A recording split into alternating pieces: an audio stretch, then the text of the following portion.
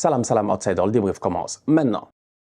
Il s'est passé énormément de choses cette semaine dans l'actualité football. Et ouais, on est en fin de saison. Et oui, les mouvements ont commencé, les jeux de chaises musicales, etc. à gauche et à droite. Et dans cette vidéo, on va passer à travers rapidement quelques points qui, moi, j'avais envie d'en parler. Mais bon, j'ai pas eu l'occasion d'en parler. Le premier, c'est Tony Kroos. Tony Kroos, le pizzaiolo, l'homme qui jette les pizzas à gauche et à droite. Ce bandit-là a décidé de prendre sa retraite définitivement. Voilà ce qu'on appelle vraiment un vrai bandit. Un bandit, c'est ça, c'est Tony Kroos. Pourquoi? Parce que c'est ce genre de joueur-là qui, finalement, au courant de sa carrière, aura tout accompli. Il a tout gagné, il a tout accompli. Les Ligues des Champions, il en a gagné 5. La Coupe du Monde, il l'a gagné. Tout ce que tu veux, lui, il l'a gagné. Il n'a aucun problème. Cet été, il va jouer l'Euro chez lui. Il va essayer de le gagner. À mon humble avis, franchement, je vais pas être là pour vous baratiner. Je pense réellement, et je m'assois calmement et je réfléchis, je dis bien de manière lucide, donc lucidement, que si Tony Kroos, il gagne la finale de la Ligue des Champions face à Dortmund, ce qui n'est pas encore donné, ce qui ne sera pas simple, mais s'il gagne la finale de la Ligue des Champions et que derrière, il arrive à l'Euro et que l'Allemagne va en finale et que l'Allemagne gagne cet Euro-là,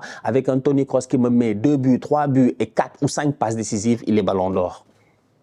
Et Tony Kroos peut être ici, en fait, l'un des premiers ballons d'or qui sera un ballon d'or à la retraite. C'est-à-dire que d'habitude, quand tu viens au Théâtre du Châtelet en France, etc., en octobre ou en novembre pour récupérer ton ballon d'or, tu as un club. Tony Kroos, peut-être que lui, il va arriver récupérer un ballon d'or. Il n'aura pas de club. C'est ce genre de joueur-là. Parce qu'aujourd'hui, franchement, on va être très sérieux. Oui, c'est vrai que le football, il a changé. Hier, j'ai vu un tweet qui j'ai trouvé très intéressant. J'ai vu passer sur ma télé un tweet que j'ai trouvé très intéressant. Je m'en peux même plus c'était qui, mais je félicite la personne qui a écrit ce tweet-là, d'ailleurs.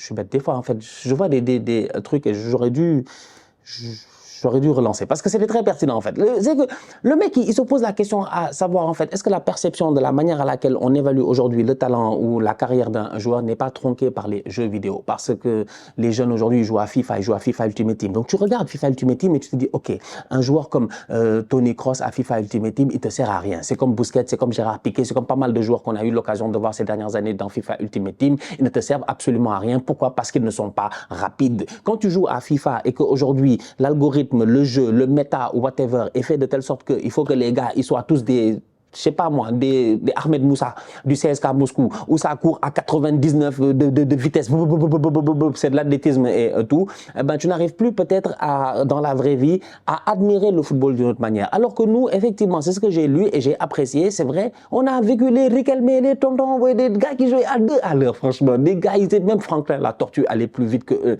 Donc, Tony Kroos, moi, je le mets dans cette catégorie-là de joueurs qui, malheureusement, aujourd'hui, effectivement, n'est pas dans cette lignée de vitesse, de dribble, d'un jeu extravagant. Tony Kroos n'est même pas un produit marketing. Je suis même étonné des fois de me dire comment chez Adidas ils ont accepté pendant autant d'années de lui faire la même chaussure. En fait, c'est vraiment le frérot, il doit avoir un cousin là-bas, quoi. Parce que c'est pas un vrai produit marketing, Tony Kroos. Tu vends pas de Tony Kroos, tu vends rien de Tony Kroos, tu vois. Mais nous, en tant que fans de football, quand on s'assoit, on regarde, le gars, on le respecte. Franchement. C'est-à-dire que Tony, c'est le genre de tonton, il rentre dans la salle, on se lève, sincèrement. C'est-à-dire que Tony, moi, c'est vrai que dans sa carrière, de temps en temps, il m'a énervé. De temps en temps, il m'a énervé parce qu'il a cette arrogance-là un tout petit peu, cette arrogance à l'allemande quand il parle et tout. Donc je te dis, ouais, le mec, c'est vrai, il vient d'un pays où tout le monde a tout gagné. Donc c'est normal d'être arrogant, en fait. En Allemagne, tu es obligé d'être arrogant. Donc peut-être que j'ai pas réussi à cerner sa personnalité. J'ai regardé quelques podcasts de Tony Kroos dans sa vie. Je pense que c'était avec son frère et tout. Et j'avais du mal un peu. Je me suis dit, ouais, ce mec-là, j'ai pas compris. Mais petit à petit, j'ai commencé à le comprendre en dehors du terrain et ça m'a permis de mieux le comprendre sur le terrain. C'est un magicien.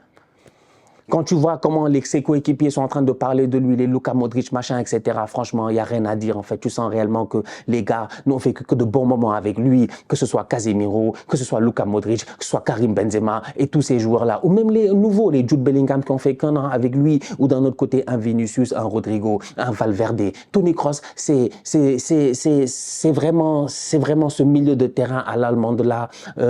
C'est, j'ai envie de dire, élégant, mais efficace, élégant, efficace et fiable. Tu peux compter sur lui, tu peux compter sur Tony Kroos. Oui, de temps en temps, durant sa carrière au Real, il y a eu des moments où on s'est dit, est-ce qu'il a encore envie? Est-ce qu'il a encore envie? Oui, on s'est posé cette question-là, je pense, il y a 2 saisons. On s'est demandé s'il a encore envie. Mais ça fait 2 saisons que depuis qu'on s'est demandé s'il a encore envie, lui, il nous montre qu'il a envie. Et maintenant qu'il n'a plus envie, il se barre. Il se barre au sommet de son art. C'est ça, Tony. Tony, c'est le boy qui est sur le terrain, qui donne des ballons que tu ne comprends pas, qui dit à ses joueurs, regarde, va là-bas, je vais te la mettre là-bas, tu vas aller claquer ton but. Combien de fois il l'a fait avec Vinicius. Tony Kroos, c'est les frappes à l'entrée de la surface de réparation. Ces petites frappes-là, ces petites frappasses-là, ces ballons pleins d'effets, ces ballons qui t'ont fait vibrer, qui sont allés se loger petit filet. Tony Kroos, c'est un but exceptionnel en Coupe du Monde que nous tous, on n'a pas compris jusqu'à présent. Personne n'a capté. Il est venu mettre un coup franc ras en lucarne. C'est ça, Tony Kroos. Tony Kroos, c'est une légende, en fait. Franchement, pas besoin de beaucoup parler, c'est une légende. Donc, voilà. Voilà. Belle carrière. Il va finir là. Le mec, il a mis la même paire de chaussures toute sa vie. Il va finir là, sur une finale de Ligue des Champions. Et comme je dis, dans un monde extraordinaire où l'Allemagne arrive et que les Musiala, les Wirtz, tout ça, ils sont très chauds. Ils arrivent, les gars. Tony, il est le boss au milieu, tu vois. Toute l'équipe joue. Il donne les bons ballons. 2, 3 corners, 2 passes décisives, tête de Rudiger.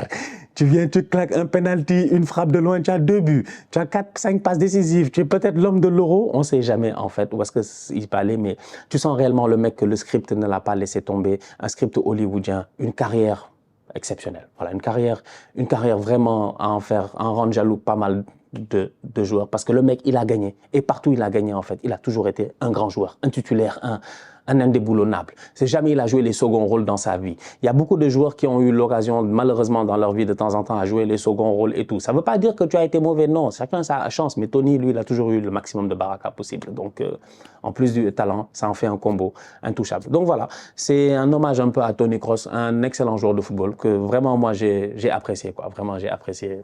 Un grand joueur. Et quand tu y penses, j'ai vu un autre tweet que j'ai trouvé pertinent. Je devrais faire un jour je pense qu'à partir de la saison prochaine, je vais faire peut-être les meilleures réactions ou les meilleurs tweets que je vois passer, les trucs pertinents. Parce que des fois, je vois des trucs très pertinents et tout passer. Et ça, c'est un de mes boys d'ailleurs qui a tweeté ça. Et il disait, ouais, mais est le legacy de Xavi et de Iniesta si dans une fin de carrière, tu as un Modric qui a eu un ballon d'or et que peut-être, on ne sait jamais. Il faut vraiment beaucoup de concours de circonstances pour que Tony Kroos soit ballon d'or, tu vois. Mais dans un monde extraordinaire où Tony il récupère un ballon d'or là, comme ça, en partant, parce qu'il a fait une grosse fin de carrière, parce qu'il a fait un euro extraordinaire, parce que, et ben ton Xavi et ton Iniesta, c'est vrai qu'en termes de football, on ne peut pas discuter, mais après, en termes de palmarès, de palmarès individuel, en tout cas, sur le ballon d'or, sur ce qu'il est, sur ce qu'il représente, dans les débats de rue, là, ça va être dur. Tu vas aller débattre là-bas, les gars vont dire, wesh, t'as pas de ballon d'or. Donc, on va voir ce que ça va donner. Mais ouais, c'est comme ça, c'est le football. Ça ne change en rien sur le fait que c'est tous des très grands joueurs. Mais Tony Kroos, il nous a enjaillé. Donc, félicitations à Tony Kroos. C'est quoi l'autre chose qui m'a marqué cette semaine? Il y a une autre chose qui m'a marqué cette semaine. Oui, Chelsea, ils ont viré Pochettino. Wesh. Comment tu finis la saison sur 5-6 victoires d'affilée, tu vires Pochettino pour aller où? Pourquoi tu vires Pochettino? Quand je vois la... attends. En parlant de Chelsea, ça m'a rappelé automatiquement Enzo Fernandez. Dans les hommages qu'il y a eu pour Tony Kroos, Enzo est venu, il a dit que ça lui a fait mal, quoi. Lui, ça lui a fait mal. Il a fait une photo, tout ça, etc. Les gars ont dit en ligne, est-ce que Enzo, il pense qu'il va remplacer Tony au Real? On ne sait jamais. Il y a peut-être une place qui est ouverte là-bas, mais attention, il y a des Kamavinga, des machins qui attendent depuis très longtemps pour être titulaire indiscutable au Real. Donc, ça promet. Donc, du coup, revenons-en à Chelsea, Enzo Fernandez et tous ces tocos de l'ouest de Londres. Pourquoi vous avez viré Pochettino? C'est dommage. Je trouve que c'est dommage. Je pense que Pochettino aurait pu ramener de la stabilité sur le long terme. Ça prenait du temps, mais avec le temps vient des fois, je dis bien, je sais pas, quelque chose qui en vaut la peine. Parce que Pochettino, il finit bien sa saison. Il réussit à atteindre l'objectif qui est d'atteindre l'Europe, je pense, pour Chelsea. Donc Chelsea revient en fait au top. Tu as un Pochettino qui a eu plein de blessés au courant de la saison. Je pense quand tu vois comment ils finissent la saison, pas la peine d'être un scientifique ou quoi que ce soit, ou un savant pour comprendre que le retour de Madueke, Chukwuemeka, machin, tous ces boys-là, ça leur a fait du bien. Ils ont eu trop de blessés. Il n'y avait pas d'attaquant, tu n'avais pas Nkunku. Nkunku, toute la saison, il a été blessé. Pas qu'il nous fatigue à venir souffler des ballons ici, alors que nous, on était sous ballon, à aller chercher ici les gars étaient ont failli devenir fous ici à Chelsea. On dire, il est où? Il est où Nkunku? Franchement, donc il y a eu trop de blessés. T'as pas Broha, t'as pas je sais pas quoi, t'as pas machin, il y a eu trop de joueurs offensivement blessés, défensivement ça a été compliqué. Année de transition aussi, Thiago Silva va partir. Tu sens que vraiment cette défense-là a besoin d'un leader. leader, a besoin d'un patron, parce qu'on a vu des choses intéressantes en début de saison, des Colwill et tout. Donc, tu sens qu'il y a de quoi travailler à Chelsea, quoi. Le gars, il finit sa saison. On sait que ces derniers temps, c'est des tocards, mais Chelsea reste quand même un très bon club de football avec de très, très bons joueurs de football. Donc, techniquement, si le mec continue sur la même lancée, et moi, je lui aurais donné le bénéfice du doute, vu ce qu'il a fait en fin de saison, et que c'était pas donné que Chelsea allait gagner tous ces matchs-là en fin de saison, et vu que ça a été fait, je l'aurais laissé continuer. Il a été viré. Todd Boehly, machin, Bagdad, je sais pas quoi. Ils sont pas sérieux, moi je les comprends pas. Ils vont trouver un coach où en fait? Ils pensent que les coachs ça tombe du ciel? On va voir. Il y a des gars, ils sont disponibles. Ok, les Hansi Flick, bon, apparemment il a dit que lui, je pense, je ne sais pas, il y a le Barça, tout ça, on ne sait pas. Peut-être un De Zerbi qui n'est plus avec Brighton, donc ça pourrait ramener quelque chose. Donc pour moi, Chelsea a vraiment l'effectif l'année prochaine pour être compétitif, mais il faudrait qu'on laisse le mec travailler, le gars qu'on va laisser travailler. Parce que là, c'était prématuré, à mon humble avis. Parce que je réfléchis. Et je me dis, pourquoi tu le vires? Quelle est la raison valable de le virer? Je ne sais pas. En tout cas, ils se sont entendus entre eux. Donc on va voir ce que ça va donner. Mais donc ouais, à Chelsea, ils ont viré Pochettino. Moi, je ne suis pas forcément d'accord avec cette idée-là. Mais c'est étonnant. Peut-être qu'ils vont ramener Frank Lampard, qui sait. Mais ouais, c'est vraiment étonnant comme décision à ce stade-ci. Alors que là, tu as un bon coach qui, ok, c'est vrai que ça a été compliqué et tout, mais comme je dis, il y a les circonstances. C'est vrai qu'on est dur en première ligue, mais en première ligue, tu ne dois pas avoir beaucoup de blessés, tu ne dois pas avoir beaucoup de joueurs fatigués, tu dois toujours être au top. C'est dur le championnat, il est très dur. Donc, donne aux gars le temps de travailler. Regarde le message de Jackson sur les réseaux. Tu sens que les boys sont touchés. Tu sens que les boys aussi, ils ont eu ce lien avec le coach. Parce qu'un joueur comme Jackson qui est arrivé, qui a été critiqué et tout, il a toujours été protégé par Pochettino. Pochettino l'a énormément protégé dans la presse. Toujours dit des bonnes choses sur lui. Toujours dit, donnez-lui du temps et tout ça. Finalement, en lui donnant du temps, on a vu en fin de saison ce que ça a donné. Le boy a enchaîné les buts. Donc, je ne sais pas, moi. C'est un peu bizarre. C'est un peu bizarre comme décision. Mais bon, écoute, à Chelsea, ils en ont pris des décisions bizarres ces derniers temps. Et de temps en temps, ça n'a pas marché en fait la plupart du fois. Donc on va voir ce que ça va donner cette fois-ci. Donc du coup j'ai dit que à Chelsea ils ont viré leur coach. Là-bas Tony Kroos, on a fait son hommage. Ah ouais Tony Kroos.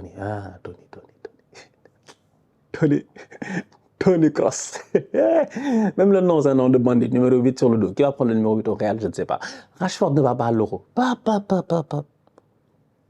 Mais Rashford c'est un tocard. Rashford franchement, Rashford. J'ai mal. Rashford, 2019, on était là. Ils arrivent avec des Touanzébé au parc. Ils éliminent le PSG. Avec des Lukaku, machin, on est là. Maillot rose, c'est pas ça, non, c'est United là. Ils éliminent le Paris Saint-Germain. On est là, on est présent. On s'est dit cette année-là, non, c'est pas possible. Rashford est parti. C'est Rashford. C'est Rashi. He's gone. He's gonna be the player that he thinks he is. He's gonna walou. He's gonna walou. Marcus Rashford, c'est l'inconstance même. Rashford, franchement, c'est vraiment. Si j'étais médecin des causes perdues ou bien je ne sais pas quoi, avocat du diable des je ne sais pas quoi ou des causes désespérées, moi Rashford je le prends, je l'amène à Arsenal, il s'assoit sur le banc, il travaille bien durant une première partie de saison, il prend la place de Martinelli. Non parce que franchement on va pas beaucoup rigoler, le boy il a du football dans les pieds, il est talentueux, le problème c'est le mental, c'est pas possible, il a renouvelé son contrat en juillet passé. En juillet passé on nous a dit que Marcus Rashford allait renouveler son contrat. En juillet passé Rashford a signé un nouveau contrat. Normalement il doit performer, malheureusement il ne performe pas. C'est quoi la raison?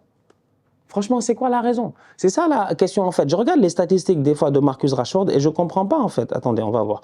C'est un peu choquant en fait. C'est vraiment choquant. C'est vraiment très très choquant de voir les statistiques du boy.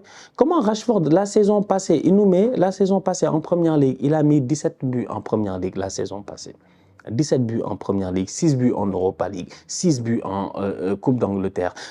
Il a fait une saison exceptionnelle, je pense une des meilleures saisons de sa carrière. C'est pas pour rien qu'il renouvelle son contrat. On s'est dit avec Ten Hag, l'année d'après, avec Rashford, ça va tenir et tout. La saison cette année, elle est nulle, elle est tocaresque. C'est la pire saison de l'histoire du United. Ils sont en dehors du top 7. C'est jamais arrivé dans leur histoire. En fait, c'est une saison vraiment de nullard, quoi. Il n'y a que la FA Cup qui peut les sauver.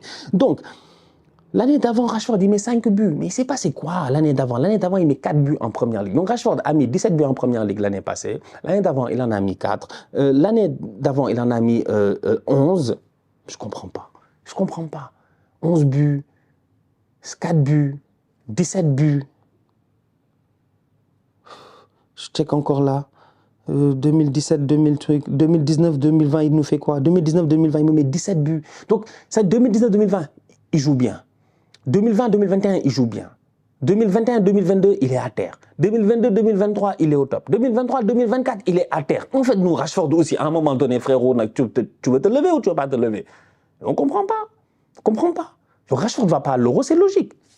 C'est logique, on peut se plaindre de plein d'autres joueurs. Tu peux te poser la question à savoir pourquoi un boy comme, je ne sais pas, moi, ils ont dit, il y a certains boys là, je ne sais même plus, c'est qui. Il y a des boys qui n'ont pas été appelés par, je pense qu'il y a des boys là. Est-ce que Solanke a été appelé? Je pense que Solanke n'a pas été appelé.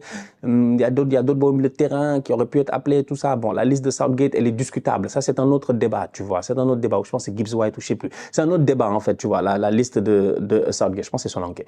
Mais Rashford, qui n'est pas appelé à l'Euro, ça, pour moi, c'est un désaveu. C'est un désaveu parce que Marcus est censé être dans la phase ascendante de sa carrière, pas dans la phase où il doit être là à rater des euros. Tu t'imagines, toi, Mbappé n'est pas appelé à l'Euro, mais on va devenir... C'est-à-dire que Rashford, on le comparait à Kylian quand même. On peut insulter Kylian jusqu'à demain, mais à un moment donné, il y a un niveau qu'il faut garder, un niveau qu'il faut maintenir, un niveau personnel. Et dans l'échec collectif de Manchester United, il y a aussi l'échec individuel de Rashford. Et c'est dommage. Donc du coup, Rashford pas à l'Euro. Voilà, moi, ça me traumatise. Traumatise parce que je l'aime bien. C'est un joueur, franchement, que j'aime bien. C'est un boy, je pense qu'il a le talent. Il a parlé cette année. Il a dit que mentalement, tout ça, il a dit beaucoup de choses. Maintenant, je pense que l'environnement de United n'est peut-être plus bon pour lui. Il faut qu'il quitte. Il faut qu'il aille trouver un autre coach qui va le remettre en jambe. Mais il est jeune, il a le talent. Il peut faire du bien à pas mal d'équipes. Mais il faudrait que mentalement, il soit dans un environnement qui lui permette de performer. Mais là, Rashford, c'est pas possible. Rashford, c'est pas possible. Une saison au top, une saison au top, une saison nulle. Une saison au top, une saison nulle. Une saison au top, une saison nulle. Ah non. C'est inacceptable. Donc voilà, il rate l'Euro pour ça. Ben White aussi n'a pas été appelé pour l'Euro, mais ça c'est normal parce que Ben White, depuis la Coupe du Monde, il avait dit que lui, il s'en fout de Southgate et tout ça, il ne s'entend pas avec eux. C'est compliqué la relation. Donc du coup, pas de Benny Blanco. Donc N'Golo Kanté de retour avec l'équipe de France. Ça aussi, j'ai vu cette semaine, c'était un truc, j'ai dit, waouh, c'est incroyable, ils ont ramené Kanté, ouais. Claude Kantelele, l'ancien, N'Golo qui va venir, qui va ratisser au milieu de terrain, qui va faire du bien à cette équipe de France-là, qui va peut-être rentrer pour une trentaine de minutes, qui va peut-être jouer les matchs titulaires, je ne sais pas, mais en tout cas en ce moment, Al Ittihad, il enchaîne les matchs, il enchaîne les titularisations et il fait de très très bons matchs en ce moment en Arabie Saoudite, de ce que j'ai pu voir en termes de chiffres, de statistiques, encore une fois, mais... Vous connaissez Kanté, quoi. C'est vraiment, on a confiance à Kanté. Moi, je sais Kanté, moi, j'ai confiance en lui. Kanté ne peut avoir joué aucun match. Il arrive, il va performer.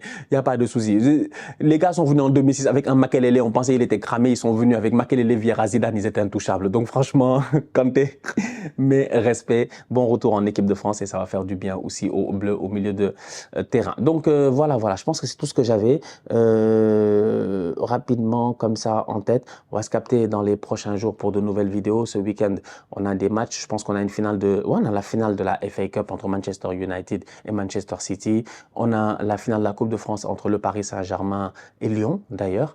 Donc voilà, on a quand même quelques matchs qui arrivent. Et très bientôt, la finale de la Ligue des Champions. L'Euro aussi qui arrive. Et j'ai hâte à l'Euro. Franchement, j'ai hâte. Je ne sais pas s'il y en a qui vont encore être là jusqu'à la fin de la vidéo, parce qu'il y en a beaucoup qui partent des fois...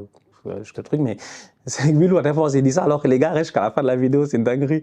Voilà, vous êtes des fous, je vous adore. Changement de décoration durant l'Euro, donc j'ai hâte de vous annoncer ça aussi, quoi. Changement de déco et tout, donc ça promet.